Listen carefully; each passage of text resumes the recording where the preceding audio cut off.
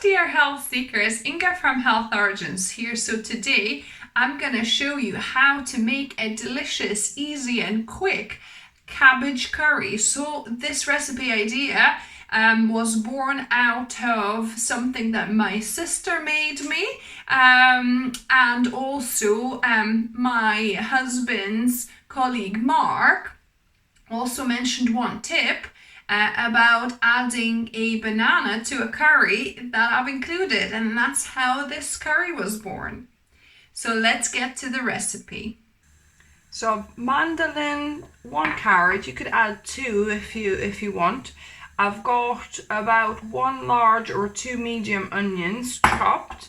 I've got 2 sticks of celery here that I've sliced, and then I've got half of a sweetheart cabbage that I'm gonna shred now.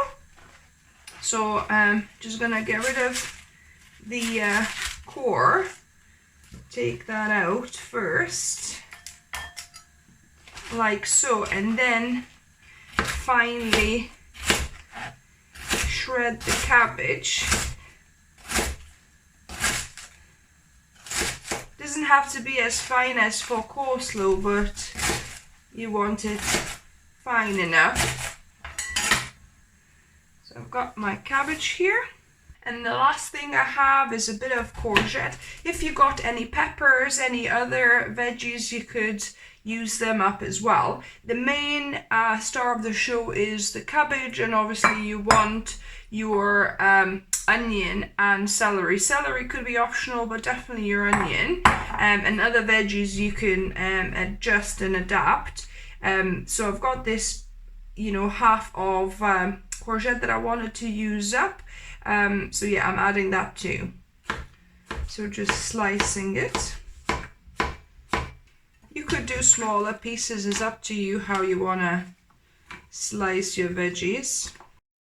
I've preheated my non-stick pan, and to this I'm gonna add my chopped onion, celery and carrots. And we want to dry fry these for about 5-7 minutes. If it starts sticking, dries out too much, then I've got some green olive brine that I'm gonna add to deglaze, my favorite way. Or you could add just simply a bit of water or some vegetable stock. So add 2-3 tablespoons at a time. As you can see, it's starting to brown nicely.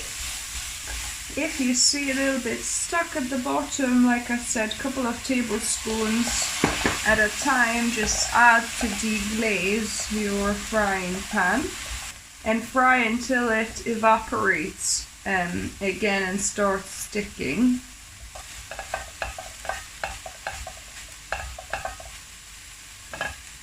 So my vegetables have fried for about 7 minutes. They're nicely browned. Now I've chopped up 3 garlic cloves, and I'm gonna add them for a minute to just fry a little bit and become aromatic. You don't want to burn your garlic. And for the last few seconds, I'm gonna add 2 tablespoons, good tablespoons of my homemade curry powder. I'll link above and down below how you can make your own delicious fresh curry powder. So I'm just heating up this powder, slightly toasting it, but I definitely don't want it to burn. So just gonna mix my veggies up so that all these onions and vegetables get coated with the curry powder. And then I've got about a cup of coconut cream, or 3/3 of a cup. So this is from a tin of the coconut milk can. So just the solids. You could use the whole milk because it's got some water liquid underneath. I just prefer adding just the cream and then adding just regular water or stock. So just adding my coconut cream and mixing it up, being careful not to burn my powder, working quickly. I've reduced the burner a bit as well. As you can see, it's kind of sticking a little bit, so just want to be careful. And then I'm adding a can of chopped organic tomatoes here. Actually, these are plum tomatoes. I picked the wrong tin, but it's fine, whichever one, plum tomatoes or chopped tomatoes. And I'm just gonna wash it out a little bit with some extra water, maybe half a tin here.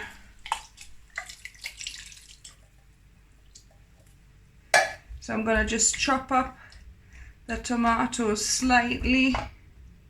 I prefer the taste of the plum tomatoes, but obviously chopped tomatoes are easier to handle. But these just chop up quickly with the spatula anyway. So we want to get this mixture up to boil, and then we're gonna add our other vegetables. Also at this point I'm gonna add a teaspoon of salt here. You can cook without salt and add it just to your plate, whichever way you prefer. I'm just adding a teaspoon, and we'll see if we need any more on our on actual plates. Before we continue with the recipe, I have a quick message and a favor to ask you. As you may know, my channel is rather small at this point, just over 7,000 subscribers. It took me about 6 years to get here, and I loved every minute of it because I love sharing my recipes with the world and with yourselves. However, you know, at this point I'm barely getting anything from YouTube, and I would love to dedicate more time, and in fact I would love to do this full time for you guys. And down below I've put a link, buy me a coffee. If just over half of my subscribers would buy me one coffee. Well, I don't drink coffee, a herbal tea, let's say. You know, if over half of my subscribers bought me one tea once a year, that would enable me to work for you full time and produce more you know, plant-based recipes for you guys. So yeah, so if you enjoy my recipes, find them helpful, I really would appreciate your you know, donation on the link below. And if not, if you can't afford at this point, I understand. Just sharing and liking my videos and commenting as well. Your feedback on my recipes is, as always, really helpful. So thank you very much. So the curry started bubbling now. I'm gonna add the rest of the ingredients. So the courgette here.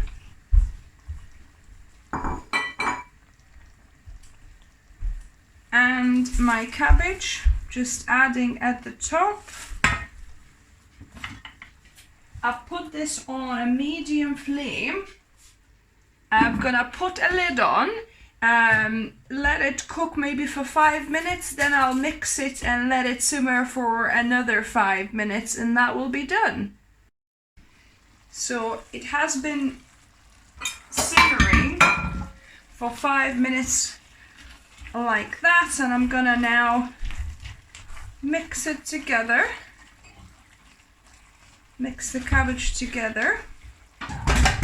Put the lid back on, and we're gonna simmer for the last 5 minutes. So this is it. This is 10 minutes altogether simmering. The curry is ready.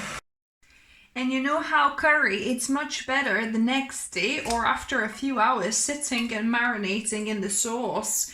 So that's what I've done with half of it. I've let it sit in a container in the fridge for about 8 hours now while we were at work, and I'm gonna be reheating it.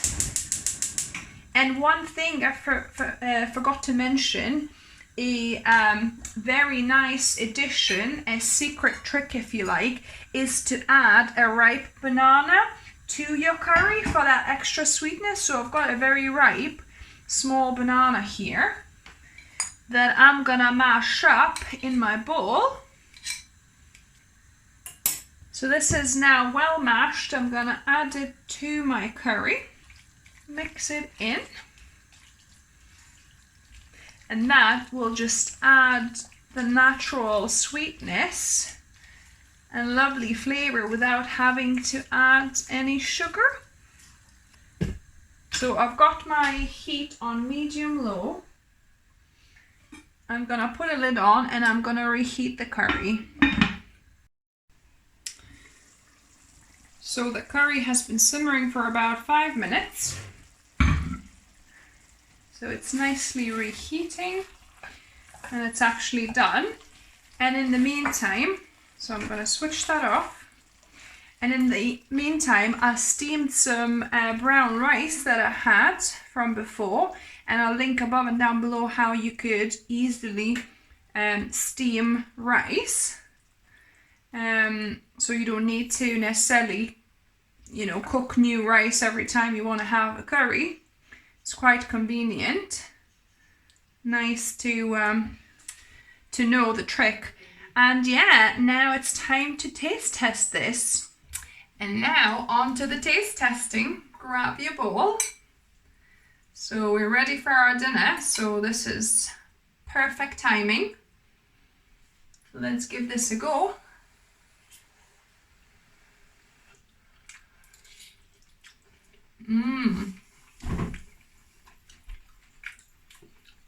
Oh wow. I'll see what Mark means about the banana. Yeah, that banana definitely added something, because we had this curry already for lunch without the banana, and now we're having one with banana. You get that slight banana flavour, but I think maybe I could have done half a banana for this amount and the full banana for the whole lot, and then you probably wouldn't have had, as much as a banana flavour, but actually I quite enjoy it. It's quite pleasant. So yeah, so this is yummy. And actually it doesn't even miss salt, because before it kind of was missing salt, but now I think with the addition of banana, it just somehow was not missing salt at all. So yeah, so this is definitely a thumbs up. Such a quick curry that you can make in about 30 minutes. So maybe, 5 minutes prep and then maybe 20-25 minutes actual cooking, and you've got yourself a lovely curry. So yeah, so if you try this, let me know what you thought of it. Give video recipe a thumbs up. Share with your friends, and if you're new here, welcome and subscribe for more videos. I try and upload 1 or 2 videos every week for you guys. And as always, remember, food is fuel. So be mindful of what you put in your body. Until next time, guys. Bye.